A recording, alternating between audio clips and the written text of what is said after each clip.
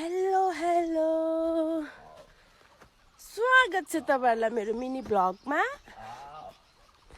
आज चाहिँ म खोटाङको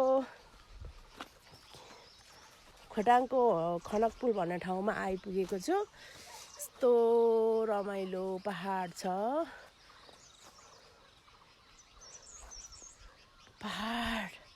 पहाडमा घुम्नु चाहिँ साह्रै रमाइलो हुने।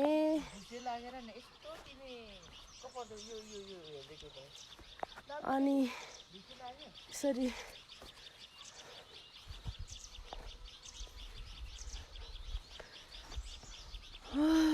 गाउँघरमा घुम्नु चाहिँ रमाइलो हुन्छ।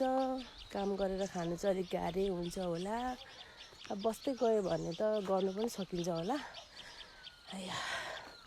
पहिले त गाउँमा बसेकै हो, हुर्केकै हो, गरेकै हो। अब छोडेको पनि निकै वर्ष भयो।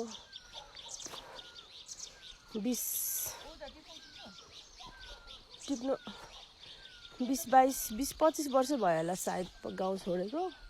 अनि कहिलेकाहीँ गाउँ आउनु मन लाग्छ, अनि यसरी डुल्नु मन लाग्छ। आज चाहिँ हामी बिहानै उठेर हामी चाहिँ गाउँ डुलिरहेको छौँ।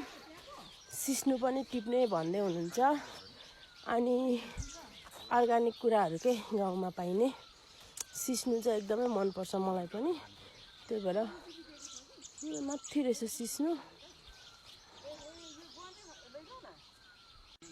हजुर, अब यता चाहिँ निगुरो के छ अरे क्या। अब यता हामी गाउँ पसिमै त बाटो यस्तो छ।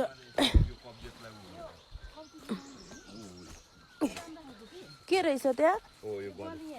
खोइ के हो त्यो? यो गुवाँदे साग भन्ने।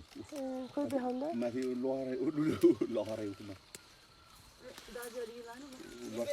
लट्टे पनि ए हो।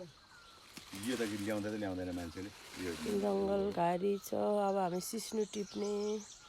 कता छ सिस्नु चाहिँ साँच्ची? सिस्नु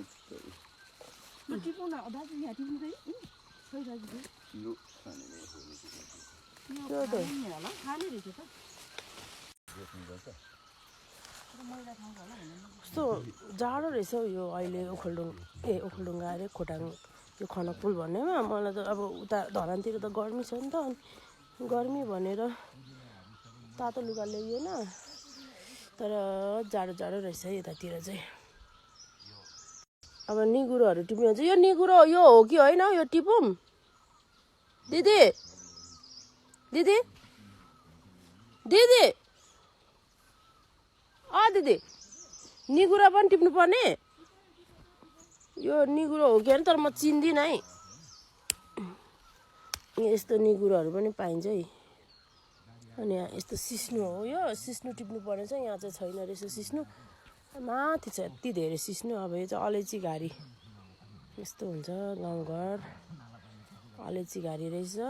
कति हो कति अलैँची त। रुख घारी छ यस्तो।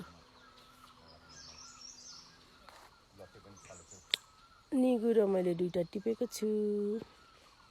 अब हामी टिप्न लाग्यौँ। बाई।